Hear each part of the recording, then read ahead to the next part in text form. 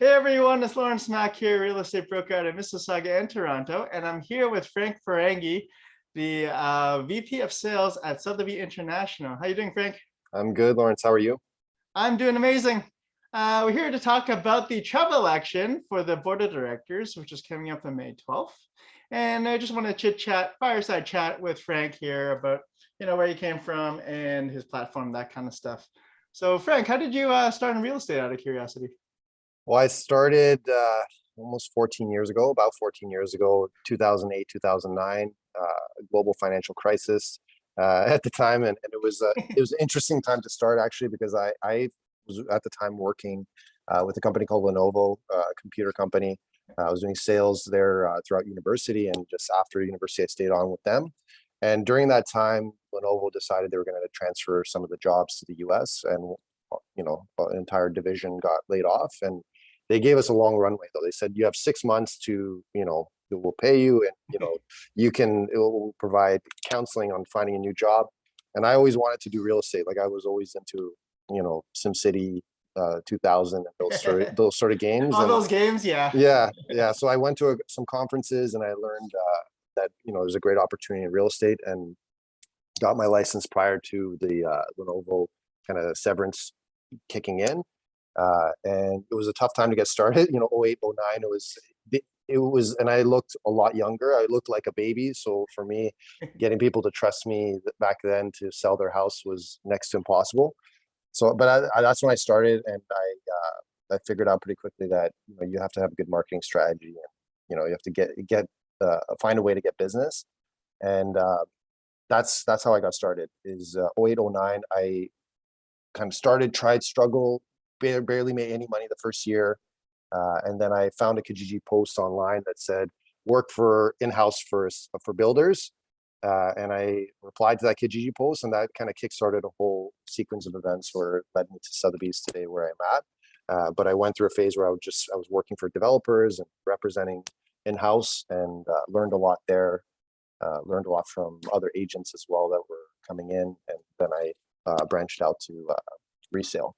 Cool. So you also do a lot of a pre-con business. Is that like a That, big piece of that's business as well? that's my focus there. Yeah. So I learned, I guess, I cut my teeth on working in house for the builders. Yep. Saw over the course of like a year and a half working for the builders, all these different agents coming in. They had their whole portfolios of investor clients, and uh, people that were buying the pre-construction. I could see that they were doing really well comparatively to me, uh, how much I was earning versus how much they were earning. Literally, I know how much risk is involved, and like how difficult it is to acquire that business. But I was young, and I'm like, I'm going to do that. I want to be like these guys, and I started, branching out, getting my own clients, building websites, and doing different marketing strategies to acquire business.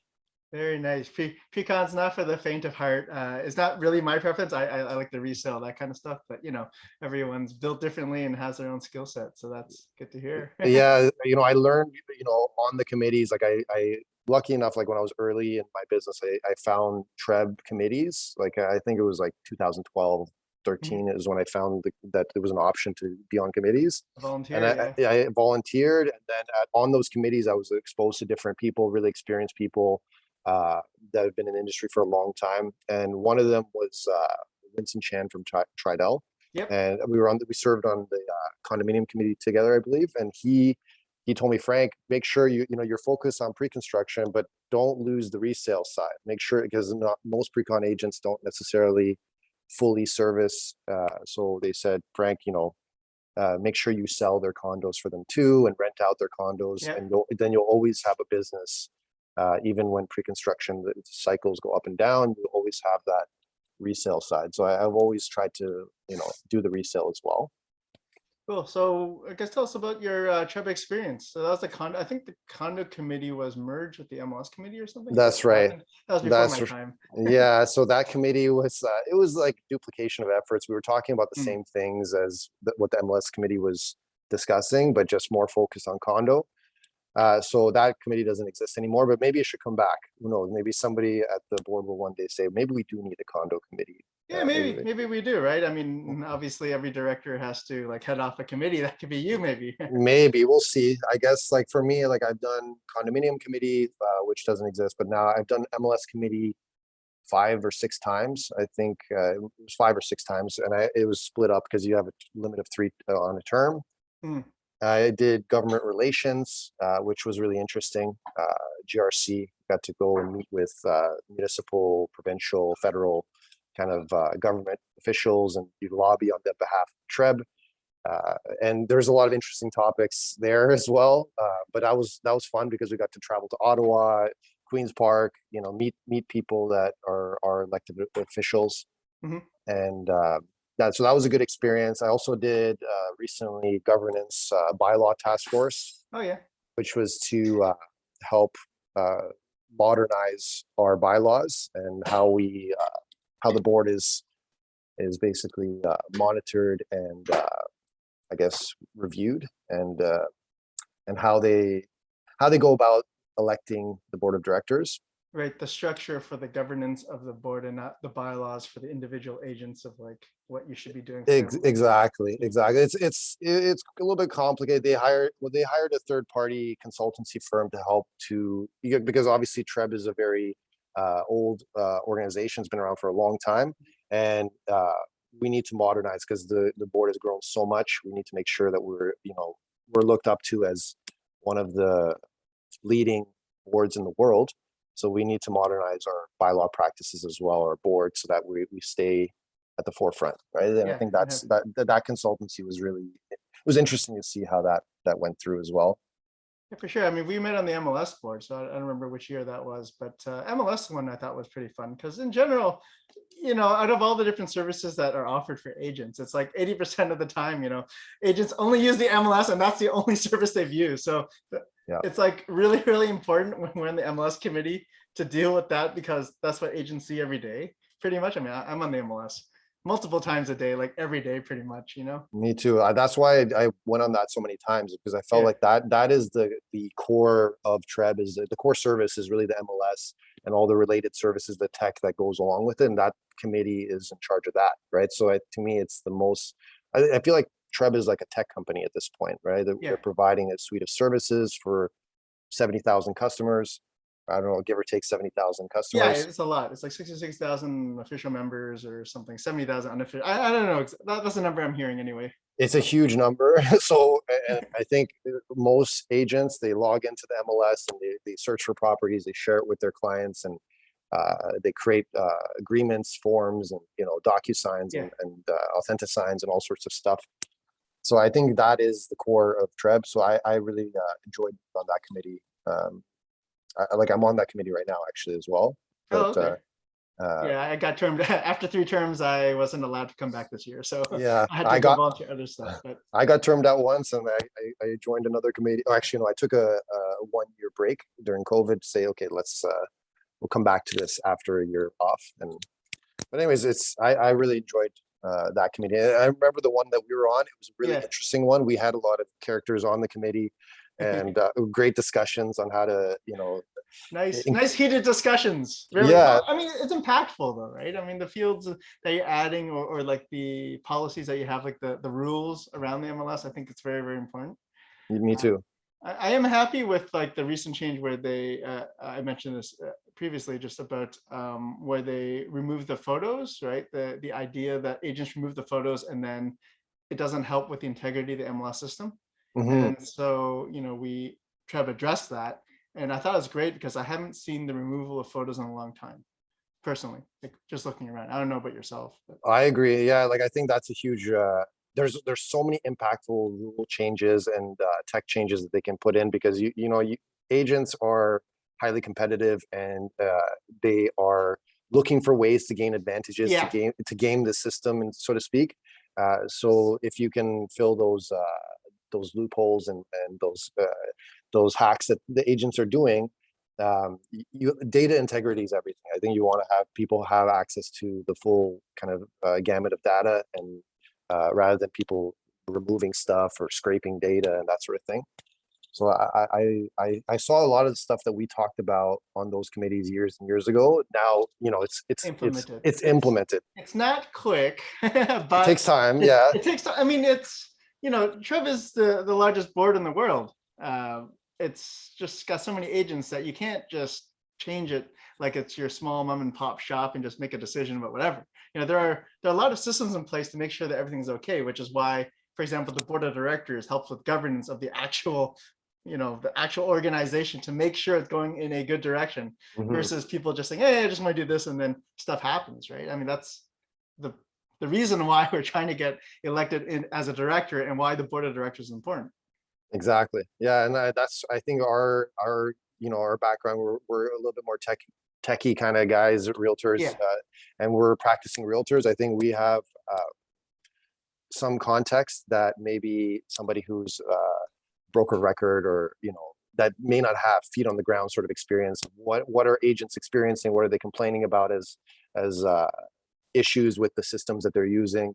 Maybe from a mobile perspective or from just data or how it presents to clients when they send the information to their clients.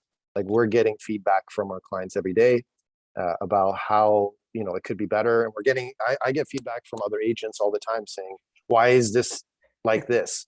Why do I have to zoom in on my phone to see on the MLS to be able to see be able to read what's on there? And this is all stuff that takes time. It's a big organization, like you said, and a lot of our members are not necessarily. Some of them are older, so you have to phase things in. It takes time yeah, to. You have to retrain a lot of people. Like you don't want to. If your business was built on a system and then suddenly somebody decided to change it, and you have to learn it on the fly, it's a little bit stressful for people, right? Because it's millions of dollars of transactions happening or billions of dollars through the platform. for sure. And I mean, So even like the mix of both the committee for the MLS and also for the board, where you want a good diverse range of people. So not just broker records and not just, you know, agents or that kind of stuff. You want the good experience to bring so that you could have good educated debate about whatever, you know, the topic is, and then you mhm. have the different viewpoints. So I think that really helps. I mean, even the MLS committee, I mean, my understanding is it is the most competitive committee to get into. We've gone in many times for many years, but I think the number was like 200 to 300 agents or something applying for it. Oh I think yeah, there's only like maybe 10 to 12 spots, maybe. I'm not. I mean, it's the biggest committee, but it's still almost impossible to get onto it. Like you have yeah, to really like on that what was it called, the focus group. You really have to stand out, you have to and shine. You have to you have to shine in the shine. focus group. Yeah, You need to have the right credentials, right? Like, yeah. yeah, it wasn't easy, but you know, I'm glad we were invited back multiple times. It means that I think it's hopefully, partly because the comments that you make, Lawrence, are on point. Like I think some people that want to get onto the committee are unprepared. Like they yeah, haven't really prepared for that focus group and studied and understood the systems and maybe understood what the roadmap is for the future. So they're mm, bringing up things that may not be relevant or just they haven't thought it through, yeah, so to speak. But you can see there's so many highly credentialed people that are applying. So the committee chairs they have a hard decision to make basically yeah, who for we're going sure. to let on, and we also have to respect the diversity and you know make sure that it's fair. Um, Lucky enough, we made it on multiple times, right? Yeah, no, I'm happy with that. I don't know if you use the realm much, but it's just like I'm it's on it. interesting. It's you know, I was like brought into it kicking and screaming because I'm like, look, you know, I'm used to the Stratus. I don't want to use Matrix. I don't want to use anything. You know, why do I need to use Realm? But honestly, as I'm using it, I am finding it better than the Stratus in I a like lot of it. ways. I think it's missing still some things, but like every time I'm like, hey, how do I do this? Then I muddle my way through it, and then I'm like, actually, this is a pretty good system. It's actually To better me, than the way I would do it in Stratus. So I mean, the I kind of app, like like that. what I love about the app is like the fingerprint. You know, kind of just logging in with a fingerprint. I was Instead of I was getting the stupid code. I was pushing for that for years on the MLS community. Like, can you please just like authenticate with like a facial recognition or a Something. Yeah. fingerprint? Because every single time you know getting logged out, you have to put in the codes, multiple different codes. It's a Yeah. lot. It's a lot of work to log in. I you know for different reasons. Like we want to make sure that you know the people who are logged in are actual authenticated users. Uh, But after that, you're using it multiple times a day. It's like, yeah, come on, you know, even but before when they changed the timeout, wasn't it like 5 minute timeout or something versus like 30 minutes or something? It's like yeah. 5 minutes was not enough time to do anything. Yeah, you step up to go grab a coffee or go to the washroom, Yeah. come back, you have to log in all over again. And sometimes, like I know from from a mobile perspective, if you're out in the field and you're showing a property, if it takes you, 30 seconds or a minute to log in and then click through to all the different places to get to where you need to get to, Realm, I can log in, almost instantly. And I think obviously it's a work in progress. You need to add in more features over time and make it go faster to a certain degree. Because what I love about Stratus is just how quick and like efficient it is, and doing list searches and being able to pull up a lot. Just data. If you want just just data. I just want data. That's amazing. I asked the MLS committee this year, I'm like, can we just have a section of Realm where it's just quick searches, no map, no visual. Yeah, no pictures. Like I just need the info, man. I asked John DeMichelle and like on the committee, I'm like, hey, please, can we just get like a list view, quick searches? And they're like, yeah, it's work in progress. Like eventually, who knows, like, but, and they're almost like, you don't want pictures? I'm like, no, I don't want pictures. I just want the list. I don't need it. I'm doing like analysis of other stuff. I'm not there to watch a nice slideshow about the awesome kitchen. I'm here to do some data. Exactly. Analysis. That's where the agents have a perspective that's different from consumer, right? So the consumer wants all the nice photos and virtual tours and everything. They want all the listing details, whereas we're just looking to, do analysis and make sure that what the people are buying is good, and also I can compare things quicker, because time is money. Yeah, for sure. And realistically, this is one of the reasons why I have two phones. It's because one of the phones I can get the code, and the other phone I can start taking a lookup. It's like so annoying when it was on one phone. So you have to switch it and then get the code, and like I don't know. So that's what I use it for. But I heard it. So next month is when Realm is taking over Collaborate, right? It's going to be. Then Collaborate is no more, or Collab is no more for what I mean. They'll probably grandfather or something, but who knows? But I'm looking forward to, obviously Stratus is, I really like Stratus. I think if you compare how Stratus was, like when I started the first MLS committee I was on, like I've been through 2 transitions now. Like we were on the old Stratus when I joined TRREB. And then we went to the new Stratus, which was like light years ahead of that and way better. But there was growing pains at the beginning. I remember people were struggling, like the whole training and the whole turnover from the old to the new. There's a lot of people that were suffering through that process. And complaining, of course. Complaining. Realtors love complaining. Like change is hard. Not everyone is comfortable with massive change, but it's inevitable. We got to get used to it. This is tech is disrupting everything, and we have to be at the forefront of it, not behind, right? I mean, for sure. Even removing the TRREB email address, I think, is an excellent move. You should be able to save some money because you don't have to maintain email servers. But like, I hope you don't have a TRREB email address. Like, come on, man. I think there's still a few hundred people that are, or maybe 1,000 or so people that are still using it. So it's those people we gotta.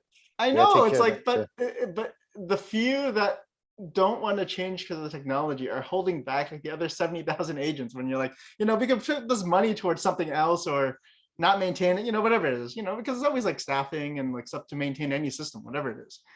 So anyway. where would you like to see the tech go like next? Because I know obviously there's a lot more improvements. I do like the idea. I thought the Broker Bay thing was excellent. I think that standardization was really, really good for that. I mean, whether you go down that direction for like offers or offer registration in terms of like, if you eventually go to the open offer system or whatever it is, if somehow that system helps with that, maybe it'll help bring less chaos to the marketplace.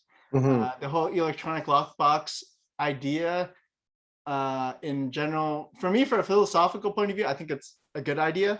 I mean, whether the costs or people don't want to change over that kind of stuff, but having electronic lockboxes, which are done on other boards and that kind of thing, I think that's a good direction to go in. Like these are things that, they have considered in the past, but these are good technology that goes in that direction. How about yourself? Any ideas about? Well, there's so much that's possible. I think that they're doing a lot of it, right? I think like the integration with Realm and having the integration with geo warehouse data and trying to pull many views together into one view. I think it's a smart move because going through into many different systems back and forth is time consuming. It's annoying. And all it takes is for data sharing to occur. And then now you can have it in one view, saves you time and you can get better data that way. Yeah. So I that's all, mean, like, that's honestly what I think is the most important, is TRREB to make it easier for agents to conduct their business, and also make it easier for them to provide the service to the end user, to the client, like make it look better, make it mhm, faster.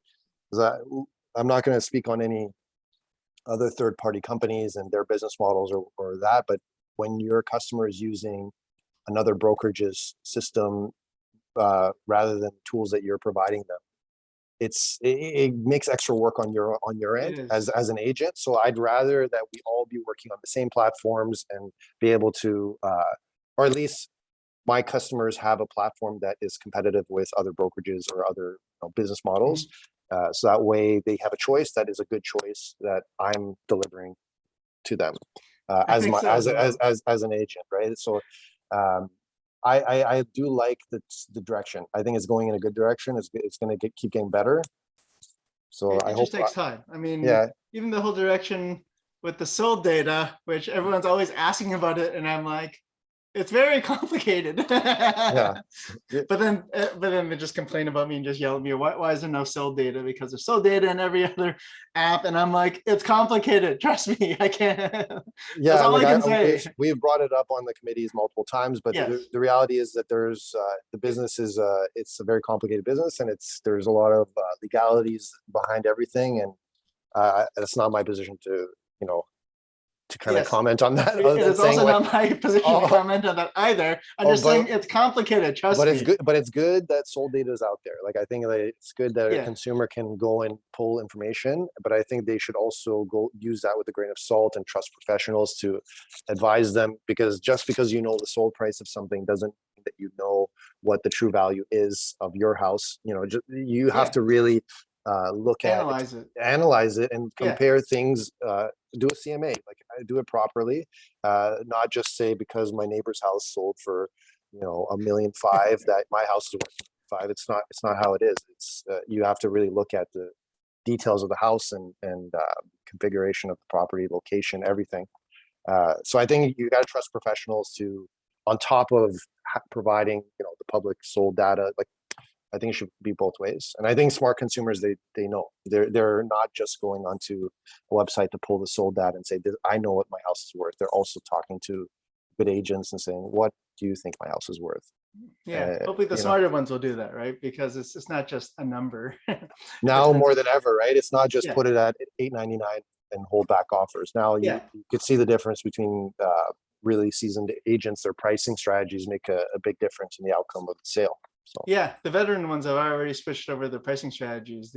The rookie ones that haven't been around are still pricing it like it was January. $8.99 or whatever, $9.99. Like, yeah, And they're confused, right? Like yeah. like they're just holding offers. Nobody's coming. I guess we'll hold offers again. I guess we'll hold offers a third time. I guess we'll keep it at this price and hope it sells 300,000 over asking. Like I don't know what you're doing, man. Well, You talk to somebody. I didn't know as well when I started. Like I started 2008, 2009. At that time, the market was somewhat challenged, and financing was a little bit more difficult. So that's even my brother-in-law wouldn't work with me. My uncle wouldn't work with me, and I was crying, not literally crying, but I know I what was you like, mean. please let me help you guys. I'm Yeah.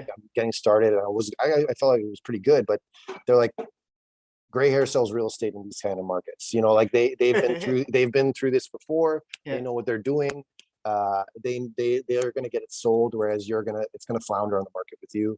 So sorry, nephew, or sorry, brother. I can't help. I can't. Jeez. I can't. That. But to me, it's like this is where you establish tougher skin, is when the market is a little bit more challenging. And you should work with the people who have experience and connections Yeah, I in think those types so. of markets. Yeah. And if you But don't at the have time, like the, I was upset at the time, but now I understand their mindset, because for sellers sure. they're smart. They know it's their biggest asset. No, 100%. Like, I mean, as a rookie or even less experienced, it's just like you shouldn't necessarily be that mad with them. It's like, $1 million home is like your life savings in your home. And like, Mhm. hey, I got to trust it to my best friend. You're like, I don't know, man. I worked really hard for this money. Like, I'd Yeah. rather the money is held in a better way when you sell my house. So I can't trust you yet, but, eventually I could. And that's what I tell a lot of rookies as well. Just, eventually they knew you from what you were before, whether you're the student or the housewife or the whatever you were, the electrician, I don't know. But then eventually become the realtor. But you're not the realtor, you were a baker or something, 3 weeks ago, and now you're selling my house. Like, it's not working. But after 2 or 3 years, like, all right, okay, the guy's been a lot of open houses. He sold a lot of houses.